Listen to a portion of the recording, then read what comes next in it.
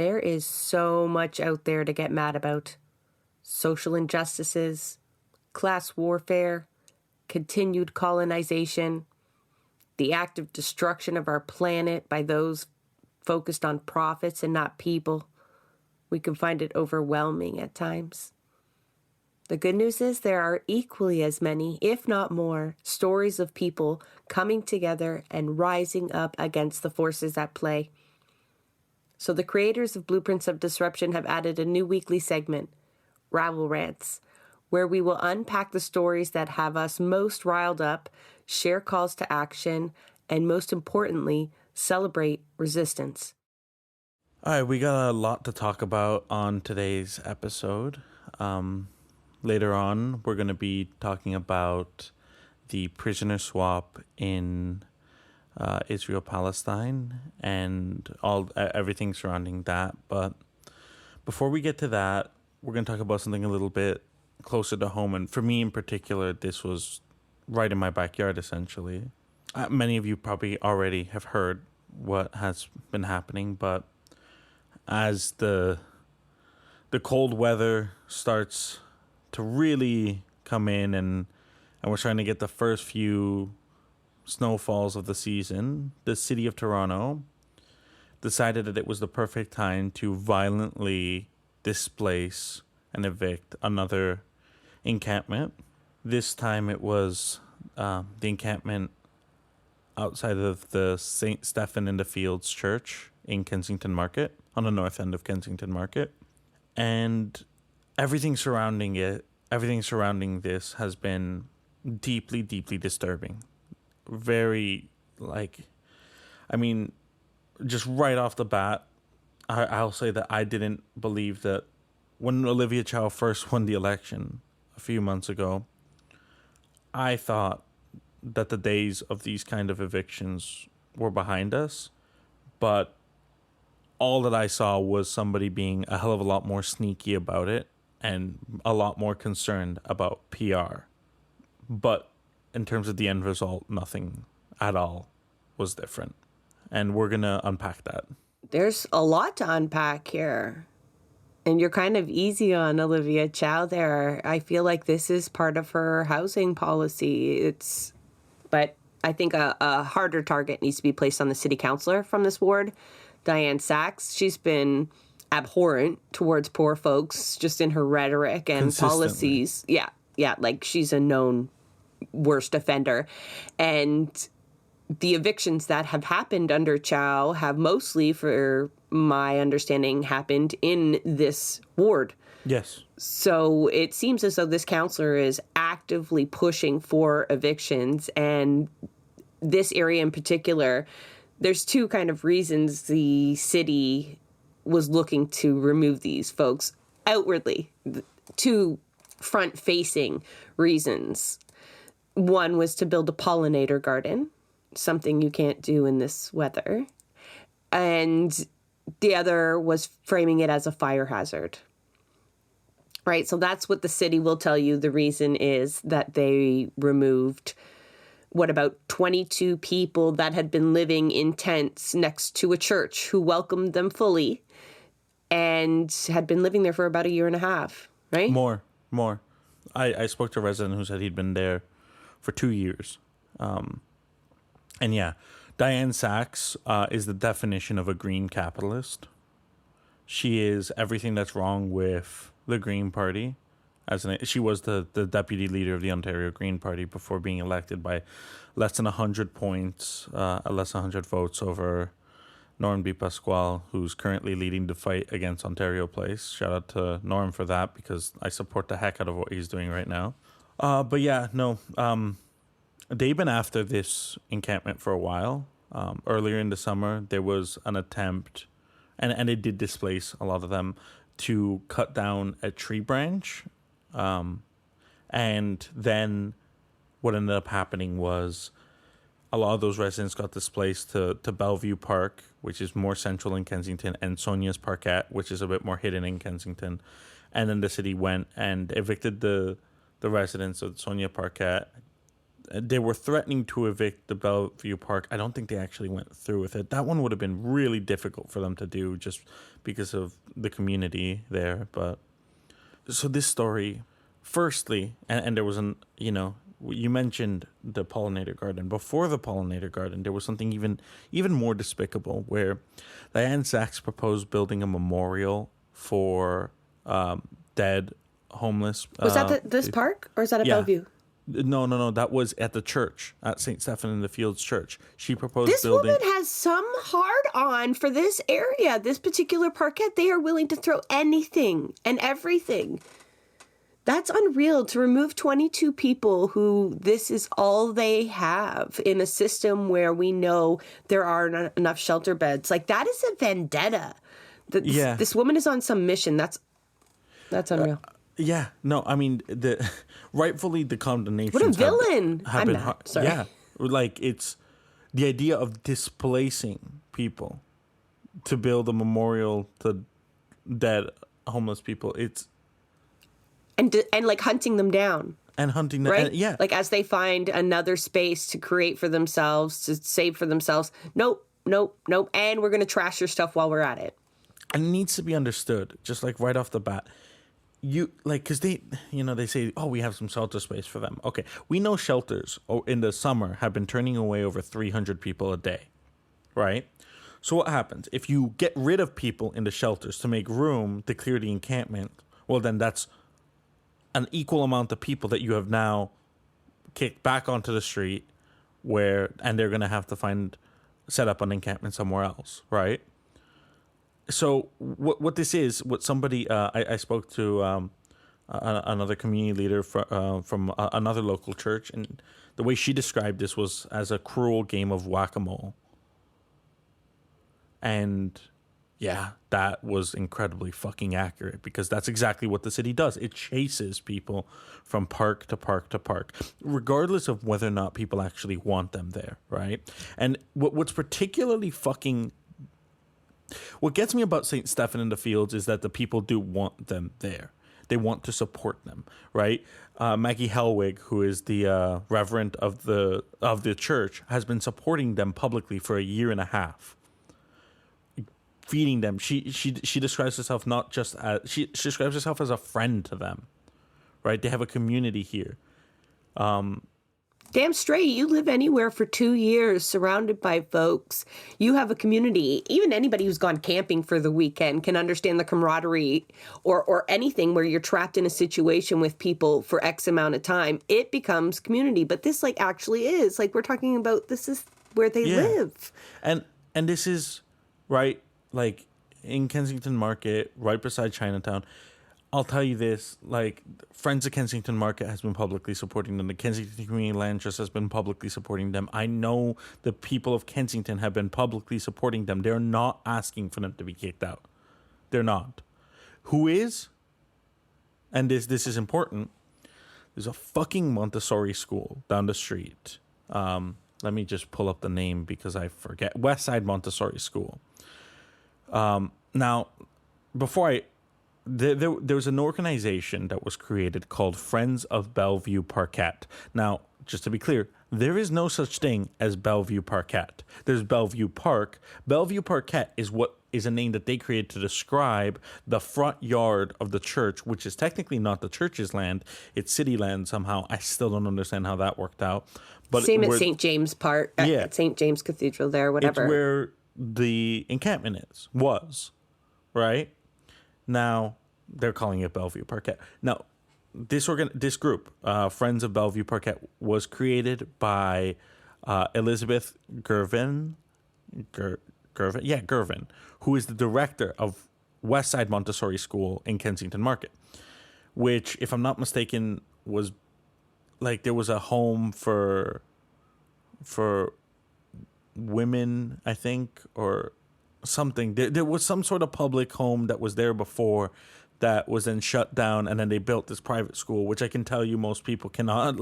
Most people who live there, the people who live in Kensington Market cannot afford that shit, first of all. It's a private school, right? And they've been making... they're the ones who proposed building a pollinator garden in front of the church to replace the encampment. And from what I hear, what people are saying, the word in the street is with connections to Diane Saxe, that this is and it sounds exactly like what Diane Saxe. It sounds like green colonialism, which we've been talking about. The level of fucking privilege it must take to look at a space where the most marginalized people are living, and I'm going to put some coneflowers there. I'm all for saving the bees, but there's so much green space in the city. Okay, we're lucky. I know we're trying to preserve it, but Toronto has a lot of green space, especially when you visit other urban centers. There's lots of places to build pollinator gardens. There's lots of people who own homes in the surrounding area that can make pollinator gardens. Yeah. From my window, I can see a space about 20 times the size of the encampment, all of just lawn that can be turned into pollinator garden. The amount of home and honestly, Toronto does a decent job at this of having front lawns be native biodiversity as opposed to, lawns, which by the way, for those who don't know, lawns have a really fucked up history. Like the idea of just having a flat, green, non-native grass lawn has a lot of fucked up history. It essentially comes out of it's an English history, and it was essentially a status symbol to have a lawn, because what you're saying is, I have so much land, I do not need to use this to grow food. Instead, I can have this land be nothing.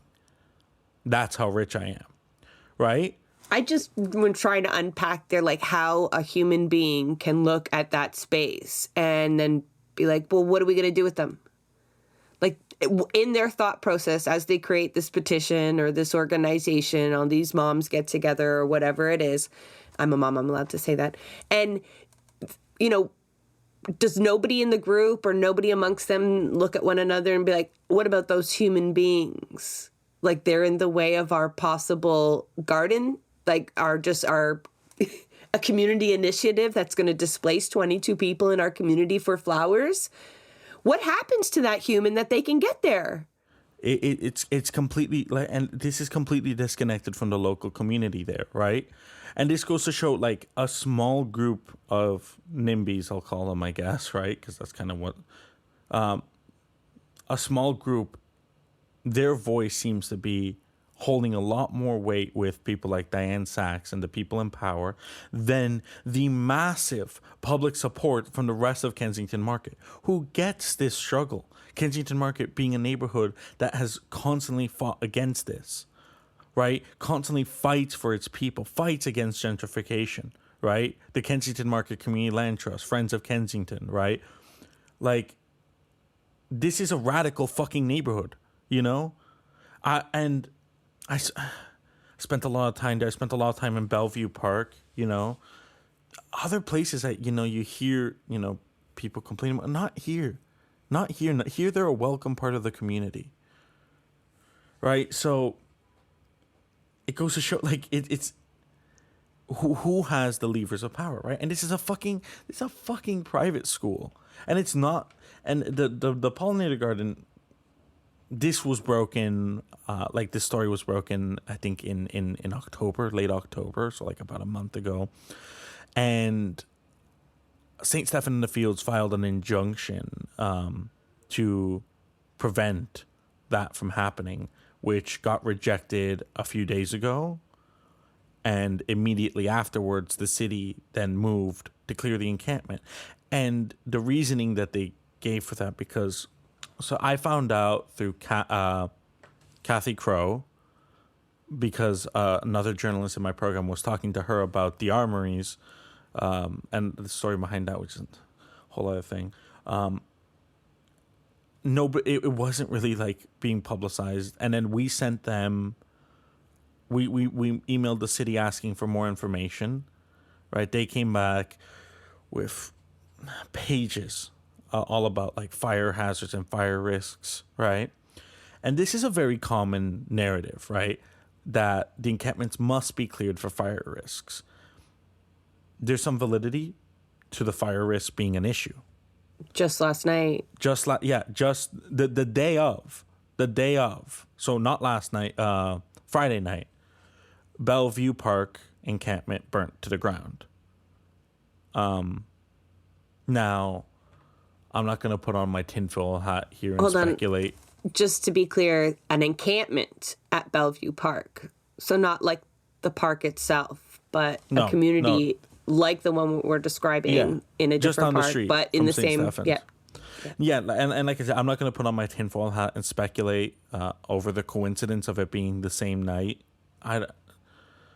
Life is funny, and who's to know? Like, I have no reason to know. Like, definitely it sounded strange to me.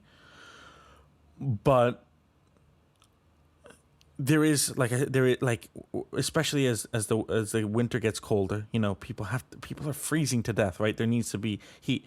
Now, there was a perfect response to this, which Lorraine Lamb of the Shelter and Housing Justice Network and Diane Chan McNally, who we had on the show not that long ago, or I don't know, time doesn't make sense to me anymore. They had the perfect response to this. So I just wanted to credit them. In 2018, there was a coroner's inquest that looked into this issue, and they recommended that the city of Toronto distribute fire-safe camping equipment to help prevent encampment fires. So this came from the coroner's inquest, right? This was pretty official. The city has not done that. They instead are weaponizing fire codes to justify the continued displacement. Because for everything for them is a cost-benefit analysis, right? Replacing fireproof tents and safer cooking equipment or whatever, you know, they could do. For them, it's absolutely not. Like, there cannot be a visible reminder in the city for them of their failures, of poverty. But also they just see poor people as a blight. Like, and you can tell this by the behaviors of this counselor. So why would they try to make it more safe for them? Because clearly, from the removal of benches and Union Station and all the anti-homelessness initiatives that aren't at housing people, but just removing them from public space, from the public eye, from the public mind, right? Because all of it is a reminder that capitalism is failing us miserably. And that's why people want to do that disconnect. They don't want to see those people as members of their community, right? They're outsiders who came down to the city and, they don't genuinely see them as part of their community simply because they don't have brick and mortar around them to sleep. Yeah. And that's a huge human disconnect. And we can see, they constantly have some sort of explanation, right? Like whether or not it's, public space, like parks are for the public, not for encampments, Okay, well, this one was in front of a church, not in a park. A church that wanted them there. Their reasoning is invalid. Oh, fire risk. Well, you're not actually taking any action to mitigate the fire risk. It seems like the city wants there to be a fire risk, so they continue to justify this. Because they didn't get rid of the fire risk. They've moved it, right? So the city will tell folks that they're housing, they found shelter space for them. But we know that there are no actual enough beds. So they're either displacing other people from shelter beds or they found them where they don't exist, or what's really likely to happen is they will have emergency accommodations that will last for X amount of time, and then they will simply be back to their own means, which means another encampment. Let's talk about the shelter space, because where is the shelter space, right? Now, let's be clear. The residents of the Bellevue, of the St. Stephen in the Fields Church encampment, some of them ended up in Rexdale, from what I'm hearing. What? Yeah. Okay, there's people listening that won't understand the geography there. Yeah. And we'll unpack that in a second. But I spoke another one. They were telling him that they were going to send him to Scarborough, right? So these are the far west and east ends of the city. And Nowhere near. The park we're talking about is in the core, in the south end of the city. Now, right in front of St. Stephen in the Fields, there's the Fort York food bank. I think it's a Fort York. There is a food bank, right? They also get food from the church. They have their community there. I spoke to a resident, Alex Garcia, a.k.a. The Pirate. He's someone I've seen around in Kensington Market a lot. And he's been living at St. Stephen in the Fields for 2 years. And he was, they were threatening to send him to Scarborough, right? And he was saying about how he has his community here. This is where he has his services. This is where he knows. And he also, part of how he makes an income is selling, part of why they call him the Pirate. He looks like a pirate. He goes by the Pirate. He sells costume gear. And that's what he said. And in the market. So he has a life connected to Kensington Market, connected to that community. And they're saying, we're going to send you out to Scarborough and you'll have to figure it all out. I know that there was a couple, a husband and wife, who lived there. And oftentimes what happens is you're not allowed to stay with your partner, your spouse. They separate you when they send you to shelters. They have really early curfews. Drug use is prohibited, which, you can't just prohibit drug use. If someone is addicted, cold turkey is not how you do this. There is a process, right? Because a lot of people will say, oh, a lot of people are choosing to live there. And that's correct. But it is correct in a way, right? Where even if there was a shelter bed available, right? The city tries to scoop folks up once in a while and shuffle them off to shelter space. Those shelter spaces are not even for everybody. They were never intended to suit everybody, and they are not safe for everybody, not even close. The amount of deaths that occur in homeless shelters in the city is, I wish I had the figures. It was in our episode with Diana Chan McNally.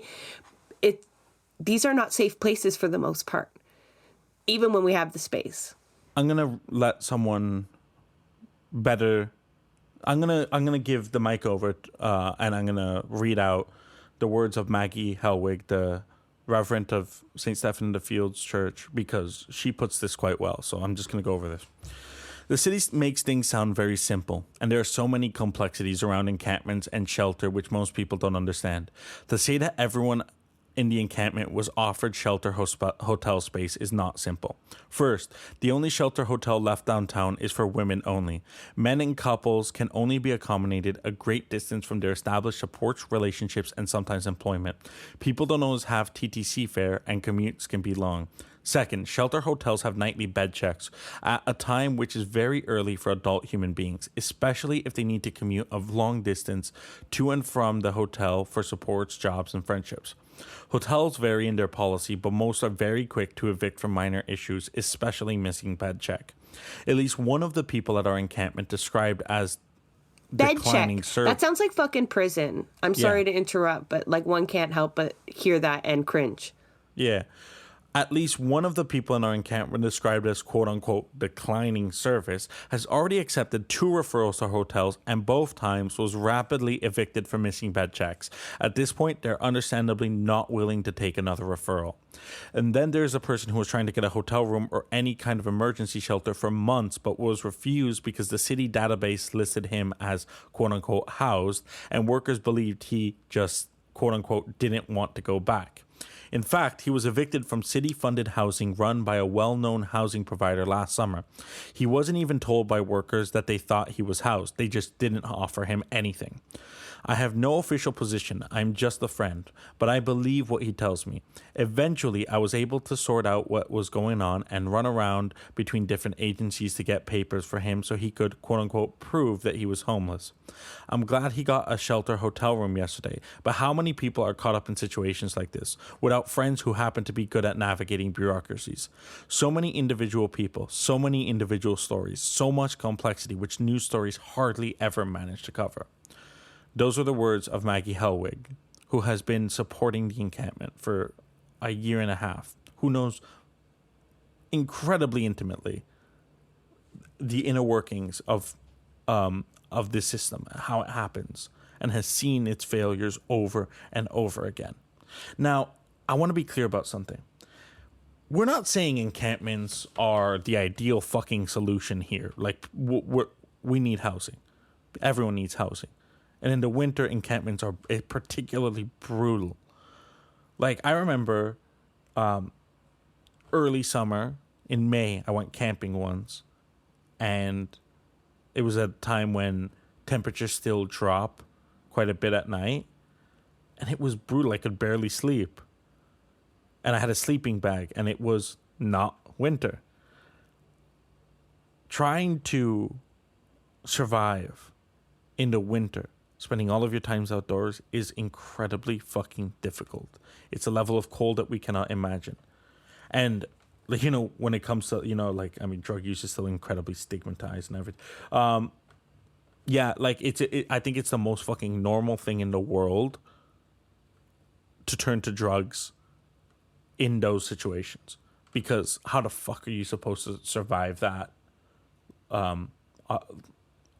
otherwise, right? Like, you need some sort of escape. I completely understand it. So for all of those people who are blaming I mean, a lot of times it's the homelessness that comes first and then drug addiction very often, because there should be no contingencies on shelter, like, at all. Right? Zero. We house the most evil fucking people, okay? We put them in prison. Or they have massive houses on the bridle path. Either way, like, there's no contingencies. None. Your humanness, right? That is absolutely it. That's the whole basis of human rights, right? That they are indivisible and inalienable. Right. You deserve them no matter what, even when it hurts, you know, even when, you know, the bad guys, quote unquote, you know. I mean, this is clearly written in the Universal Declaration of Human Rights, and I'm going to quote from it real quick.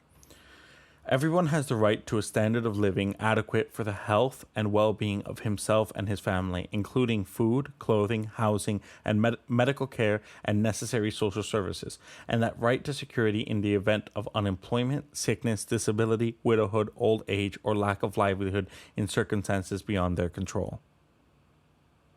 It's clearly laid out.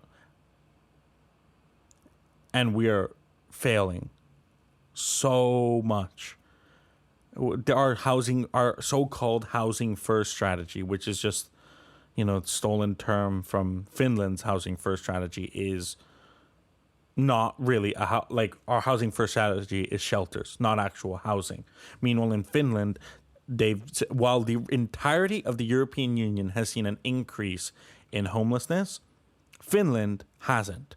Finland has seen numbers go down because they decided to actually house people. And I'm not saying that Finland has a perfect system figured out, because I don't know. But I do know that Finland is the only country in the European Union that is seeing a decrease. And they're committed to actually providing housing for people. And there are multiple studies on this that show that it actually costs more. It actually costs more to not end homelessness. So this is a policy choice. Homelessness is a fucking policy choice. This is a decision that our government makes to allow this. We could house everybody. We have more than enough land. This is the second biggest country in the world by land mass. Toronto is a fucking joke. It's so not dense. And even on a small scale, you have Mayor Olivia Chow making these choices, making these policy choices that will kill people. And I don't know how many housing, we talked about her a couple of weeks ago, where how many Palestinian activists or folks that are pro-Palestinian have been felt betrayed by her in the last month. And now I can only imagine every housing advocate or homelessness advocate is just sitting there scratching their heads wondering like what you have to do in terms of municipal politics to end encampment evictions if it's not electing a figure like Olivia Chow. And I know folks will be like, oh, there was other options on the table. You know, Kevin Clark comes to mind, certainly someone who would have more principles in terms, and Chloe Brown, in terms of evicting folks from these parkettes, I would like to think. But that is maddening, especially you just briefly touched on the armories. And I know, again, there's a million reasons why folks are loving to defend Olivia Chow and her reasons for turning down the Fed's offer for the armories, even if it was for a limited time and just a fraction of what the Feds had promised her. There are people that are going to die in the cold. The first cold snap, you bet your bottom dollar, there's going to be additions to the memorial. And yeah, somebody was already overdosing when I was there.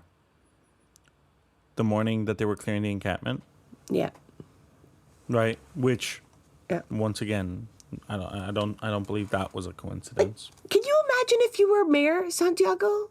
Like, this is another human being. This is someone who's worked on very similar campaigns that we've worked on, supported by really good people that we know. And can you imagine you finally got to, like, this spot?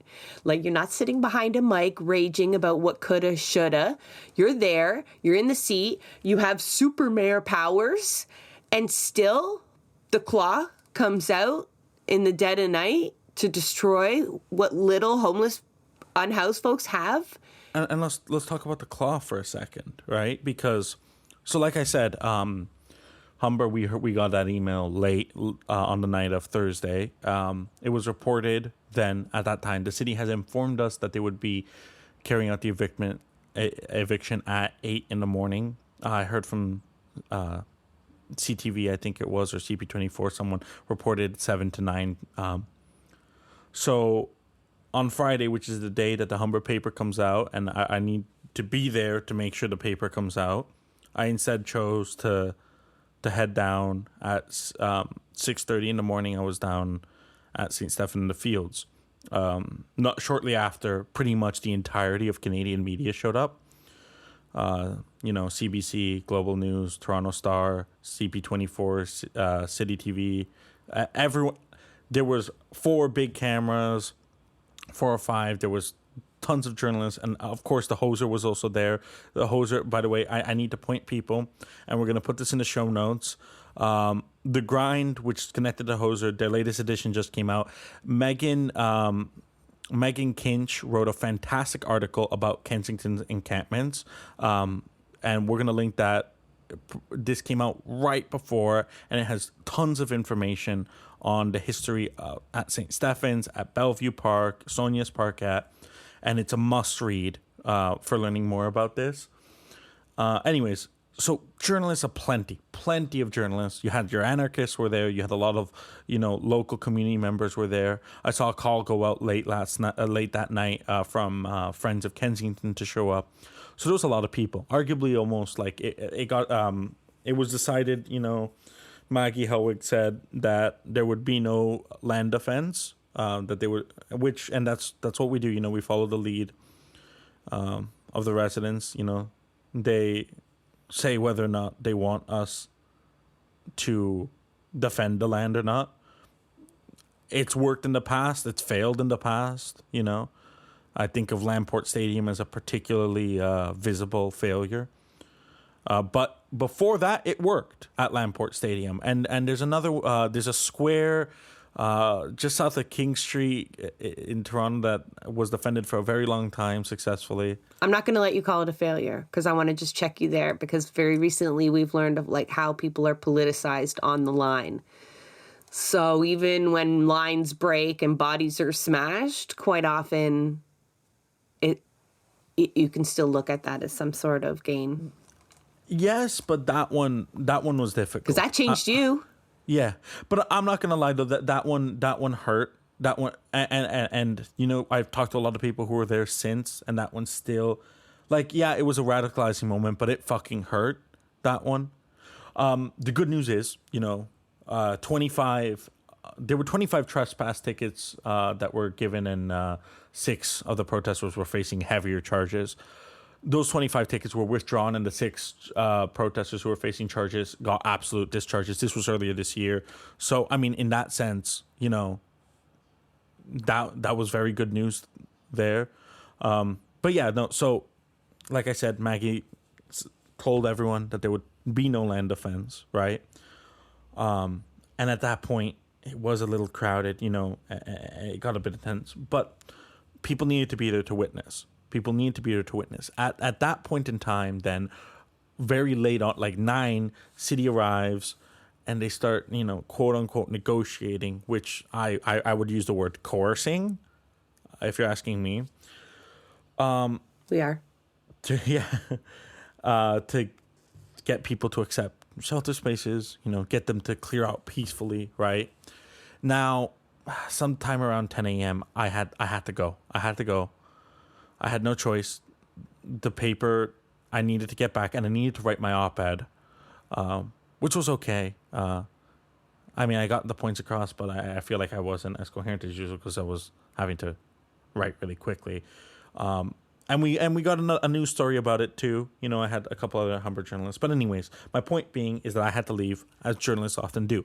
And this is something that in the world of so many layoffs in journalism, it's true for everyone. So the vast majority of journalists there, pretty much all of the major media, they had to leave at some point because you're not allowed to stay all day on one story because there's not enough journalists hired so that they could commit that kind of personnel to one story. Right? And the city knows this because the city put out a media request. They announced it to everybody that this was happening. And I spoke to multiple major journalists. Everyone was fucking confused about that. Everyone was like, what do you mean the city is telling us this? They don't tell us this. This is not something they do. Because they wanted the cameras to capture the coercion, the negotiations. Yeah, they wanted us there for the peaceful part. Right. They wanted us there for the peaceful part, right? They wanted to make it look, they wanted the PR to be as good as possible. And then 17 hours later, I think it was, I forget what number. It was late that I saw it. 8, 9 o'clock at night. 8, 9 o'clock at night. That's overtime. Yeah. That's when they brought out the claw. That's when they brought out the police. And that's when they brought out their private militias. Private security, some would say. At that point, barely anyone was still there. There was people still there. They got footage, but there was not a lot, not nearly as much, and definitely not major journalists. And that was a calculated fucking move. They wanted it to be in the dead of night. They wanted the eyes of the world to be looking elsewhere while they crushed the encampment. And there was still someone there. And now there's 24/7 surveillance by private security. So nobody outside. sets up camp again. So nobody sets up the encampment again. They haven't let them know that they will be given trespass. They will be trespassed if they attempt to return. Right? Rumor has it there's a few other parks that are slated for renovations, but the first step is going to be to clear out folks, then fence it off and do the same thing, monitor it so that nobody sets up shop there, so to speak. But one thing I also want to mention is when people accept shelter spaces, oftentimes you're not allowed to bring many belongings with you, very little belongings with you, right? You're not allowed to bring your tents. You're not allowed to bring the things you need for an encampment, right? That is part of the conditions. So the city does that because they want to destroy it. They keep destroying tents. There was one of the residents who mentioned that they had a tent destroyed 8 times. They've gone through 8 tents destroyed by the city. Right?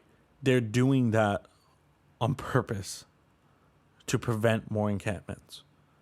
But they're not providing an alternative. They're failing to provide an alternative. Something which, was it London or Guelph or Waterloo? Someone had... or the Superior Court had Waterloo. said something. It had said something about this being a violation of some, like they had said that this is unacceptable. Well, what was it? I forget the wording. It was definitely a violation of, I think, their charter rights, because it was very specific to the region of Waterloo that their capacity for unhoused folks within the shelter system was so small. And so to remove the only means of shelter that there was would be to then remove their right to shelter and knowingly deny them any alternative, right? Yeah. So that's definitely the case in Toronto. That's definitely the case in Toronto. There's not nearly enough shelter space. Not the shelters or anything even fucking remotely. And like we've already outlined all the issues with the shelters, right? So yeah, this when we kicked off the episode and I mentioned how Olivia Chow is more concerned, it seems, about the PR. That's what I mean. The way that they did this shouts to me that they were concerned about public image. They didn't want the images of Lamport Stadium or Alexandra Park or Trinity Bellwoods. That's part of Tory's legacy, right? This is going to be the new glossier version of eviction. Important to mention, a lot of these residents came from Alexandra Park, right? Alexandra Park, which was famously evicted in the summer of 21, which was a fucking horrible summer. God, there was a much bigger, and they had the tiny houses there too, which the city had outlawed. You know, like I remember seeing the tiny houses in Alexandra Park. It was a much better. Like I'll tell you this, it was a hell of a lot cleaner, safer of an encampment. Like there was less like when I say that, I mean like St. Stephen and Fields is such a small space that it was like overflowing. In Alexandra Park, it was like a more. It was a better space for this. You know, it was a better space for this, and they kicked them out. And for months after, if not a year after or more, they fenced off the whole park to prevent encampments from being set up again, right? And again, the church right on the corner of Dundas and Bathurst there has also gives a lot of support. They have much later hours than other libraries because they offer a lot of support to the residents there. So shout out to that church, to that library. I forget which library that is. But yeah, you can see, like, this is... They're not trying to solve this issue. This is them trying to hide it. You know, they don't want us to see this. And yeah, I'm so angry. I'm so disgusted at Olivia Chow. Like, this is who you are? You who once stood with the encampments? Like, and this is a lesson, not that we need this lesson again, but in terms of, like, trusting elected politicians. They constantly show us that they don't deserve our trust. And, yeah, that's what I got for this. Oh, you know what? I have one more thing. A quote. The true measure of any society can be found in how it treats its most vulnerable members. So, how does our society measure up? That's what I got. Well, as we move to our second topic, I'm, as you mentioned, repeated displacement. One can't also not think of Gaza and some communities that have been bombed in every single war, yet they managed to rebuild. So, like, let our gaze turn that way as we talk to what is most pressing in terms of the siege on Gaza was a exchange of prisoners and hostages. So, as you hear this, there may have been more exchanges. But 24 Israeli hostages were released into Egypt to go home to their families. And, among them was someone as young as 2 years old. As a mom, that was tough to imagine, to be honest.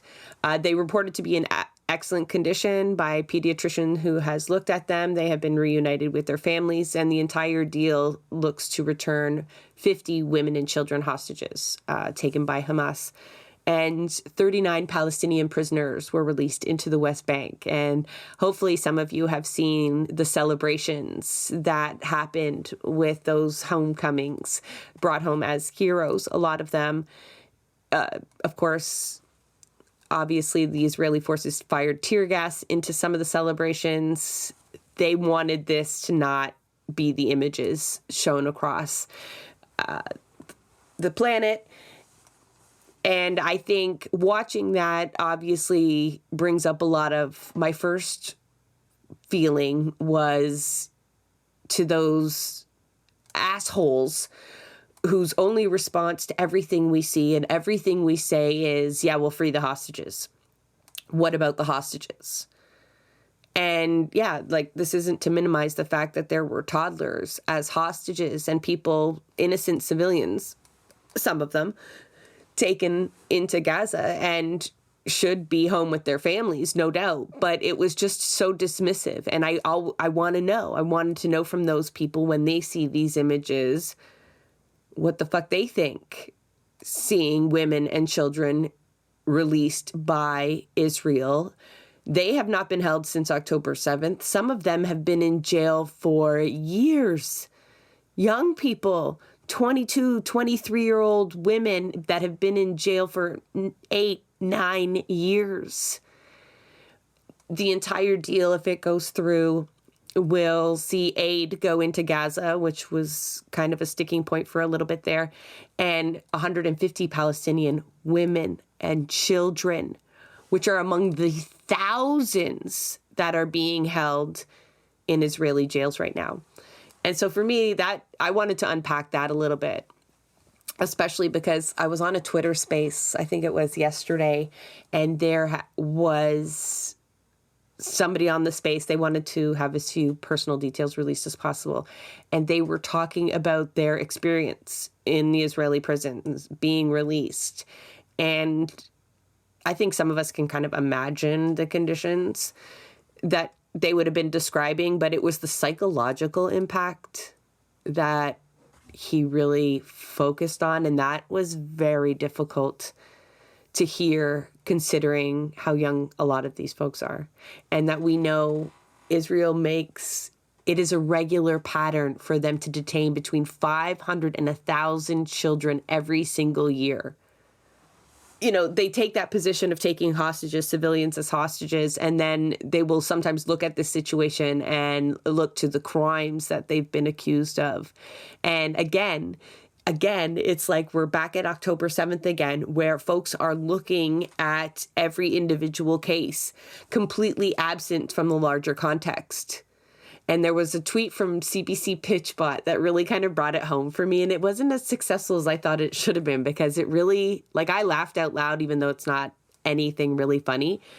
It's talking about how a lot of these folks are accused of stabbing or attempting to stab soldiers, settlers in the West Bank. But nobody's asking why the fuck there are Israeli soldiers in the West Bank. Why are there Israeli settlers in the West Bank? They're not supposed to be, right? Like, that land isn't for them. The UN has deemed that an illegal occupation that people can resist. And I don't understand why they don't understand why people are resisting it violently. Like, how long you can expect, if you've listened to our episode with Danny Morrison talking about the conditions in Belfast, like how long you can expect conditions to exist that are illegal under international law, a siege, an occupation, before your children start looking at that and wanting to fight back, right? Rightly so. And I don't know, it was just, I do really want to know what these folks think of their Israeli state at the moment, now that it's more obvious than ever how many women and children they're holding. Right? Like, I feel like they tried to hide that for a really long time. We knew, because we talk to the Palestinian diaspora and activists all the time. We've had Ghada Sassa on our show. Most of what she talked about were political prisoners. Same with the Palestinian youth movement when they were on, right? They really did want to focus on how many they were, how many are held without charge, how many children are amongst them. And for people to just scream at us this entire time, what about the hostages? And what about them? What about all those political prisoners that are still in those jails?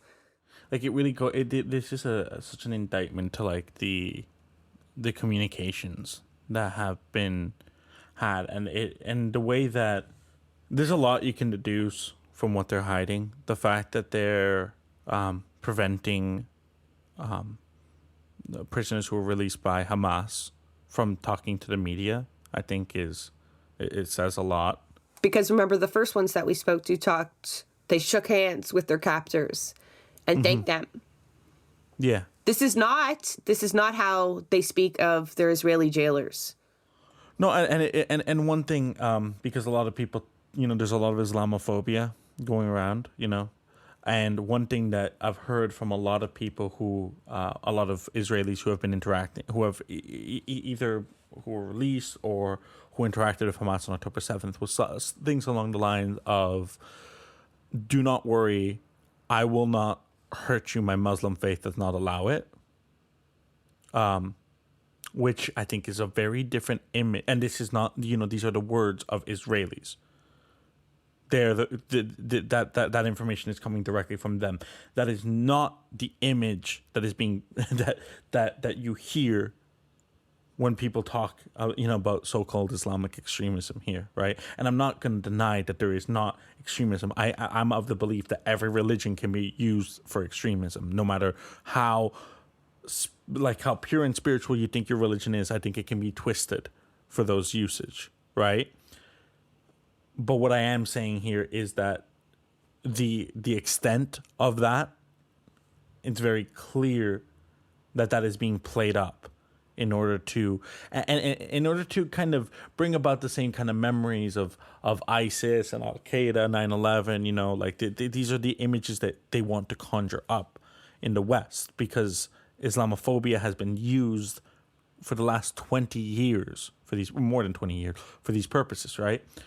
So the other thing, the Israeli government had been, painting the picture of we're going to have to release these terrorists, right? These violent terrorists, they made it seem like their prisoners were all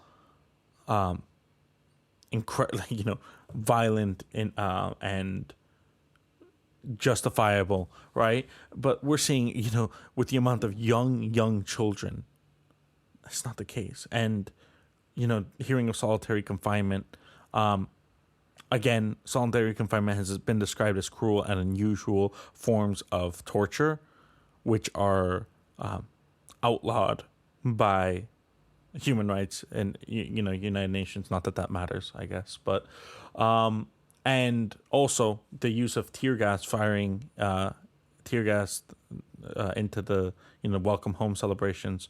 Well, the use of tear gas in interstate conflict is also a war crime. Not that matters. I want to get into the charges a little bit, because a lot of folks, like you say, are labeling these people as terrorists.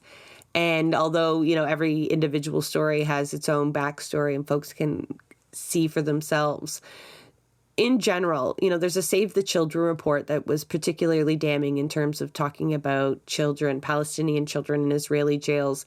And they reported that the majority of charges for youth in Israeli jails is for throwing stones at illegal occupiers. And how long do you think the sentence is? You better not have checked my notes, Santiago. How long do you think a sentence is for a Palestinian child throwing a stone? 15 years. 20. I know. I see you understood the cruelty that would be woven into it, but not quite as much. 20 years can be the sentence for kids. And so it's more that just to show you, and I need to draw this comparison. What's the average age of Gaza? 18. The median age? 18. So that sentence is higher than the median age of Gaza. Absolutely. That speaks volumes. And they have thousands of children, and not just children. So they hold political prisoners, we know, right? Folks that are in there under administrative detention. We've explained this in many episodes. That's without charge. So they're suspected of being terrorists. We let the United States, and even there's parts in Canadian law that allow folks to be held under suspicion. But like, this is ridiculous. They are held for years and years and years without charge. So like, we're talking 5,200 prisoners plus. Something that nobody seems to be willing to talk about, especially since they center everything on the Israeli hostages, is that 3,000 Palestinian, mostly men, have been abducted by Israeli forces since October 7th. So that's another 3,000 prisoners. So they're almost, that we know of. So they're close to 10,000 political prisoners in Israeli jails. Yet still, we will justify the bombardment of Gaza because of a few hundred. Now, according to international law, not once again, not that matter, but occupied peoples have the right to resist occupation, to fight back against occupation, right? The West Bank is occupied territory. Throwing a stone, they have the goddamn fucking right to throw a fucking stone, right? I start with that because according to like the definition of genocide, forcibly transferring children out of a group is part of one of the 5 acts of genocide, right? Now, Israel will attempt to justify that by saying that they committed crimes, but as I said, they have the fucking right to throw those rocks. I'm going to jump in here because, I gave you a number and they don't jive because I want folks to understand that. So every year, Israel detains up to 500 to 1,000 children a year. Now, they don't charge all of them. They don't jail all of them. But I tell you that they brutalize all of them. Okay? And psychologically damage them. And that's another big part of this siege on Gaza is, and absolutely, this is part of Gaza, to emotionally, mentally damage an entire population. And you absolutely do this by bombing their mosques, bombing their hospitals, hunting down their journalists who dare tell their story, and taking their children and moving them through a Zionist prison system. Even if you do end up releasing them back to their families, they end up terrified, angry, emotionally damaged. Like the person that was on the Twitter space talking about their experience talked about not being able to go to the bathroom even still until someone tells them that they can, and that they've wet themselves many times because they have just been so conditioned in all these ways, and that how they wake up at 6 o'clock every morning screaming because they think they've missed roll call or bed check. And another thing that people aren't talking about is the conditions in these prisons has gotten so much worse since October 7th. So the Israeli government has been collectively punishing the prisoners that they've already been punishing as political prisoners, even more so. So many of them, including a lot of the released folks the 39 prisoners that I referenced earlier, 17 of which are minors still. They were mostly in solitary confinement since October 7th. Those that weren't have had their cells completely stripped of any personal belongings. They are routinely grouped in together for lockdowns, and just the conditions have deteriorated. We're talking about medical negligence. What are some of the numbers here? Like 69% of those children that go through the system, they're strip searched. 42% are injured even upon arrest, and 4 out of 5 are beaten in custody. Yeah, and talking about the mental harm, just to bring it back there for a second, and this is a report from the Euromed Human Rights Monitor, and this is from 2021, so you can imagine how much worse it is now. 91% of Gaza's children suffer from PTSD. And that's likely before this, yeah? I mean, those studies... 2021. Yeah, thank you. Yeah. So, once again... You have to imagine that's 100. Yeah. You cannot... I feel like I have PTSD. I don't know if this is something you want to leave in or not. It sounds so silly. I was playing with my kid. Pillow pits. Pillow pits are like the thing in my house right now. And we have these big gray pillows on a couch. And the game is to pile them and then crawl through them. And at one point, I'm like lying between these big gray pillows with my daughter. And I have images of them being concrete floors that have fallen on us. I had to stop playing. had to just, Mommy doesn't like this. I have to get up. Like, I had a moment. I had a real reaction there. Like, I tried to stay as calm as possible, and I felt really silly. But how do folks live through this? Like, sorry. I can talk personally about that for a second in a way. And when I say personally, I don't mean my own experience, but my dad's experience. As a child, in Lebanon during the war, and it's really really difficult. It's something that, I mean, in the moment, the weird thing about PTSD is that in the moment, it doesn't feel maybe as traumatizing as it is. Because it's not post? Yeah. No, there's a certain almost, especially with children, like I remember my dad talked about how one of the games that the children would kind of play would be, they'd leave out like tape recorders during times of bombing and conflict, and they would record the sounds of war when they would be hiding in bunkers and stuff. And then later they would go and they would listen to it.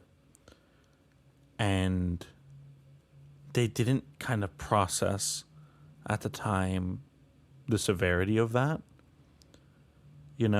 A lot of things became very normal. Like, oh, am I going to be able to go to school today? Or is there going to be bombings? I've heard all kinds of stories of, various close calls. My grandmother accidentally turned the light on when she was doing the laundry, and she had to jump to the floor because immediately a burst of machine gun fire burst through their apartment. And in the moment, all of these things feel like life, a part of life.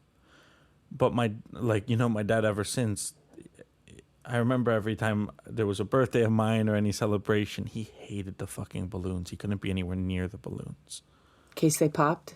In case they popped, because it would freak him out. And I remember he talked about listening back to those recordings and just like what that did. And he didn't go back to Lebanon until 2019 when I went with him for such a long time. And it was, I mean, getting to see that, it was an incredibly powerful experience for him.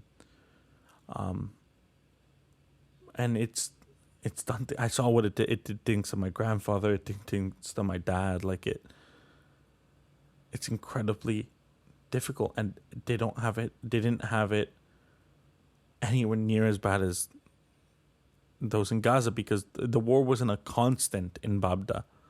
It would come and they would flee because they had somewhere to flee. They would go up to the cottage, a cottage in the mountains that was owned by a family member, or they would go to Journier, a bit north of Beirut, which was always isolated from the conflict. They were able to get away from it. But those in Gaza, you have to stay and hope.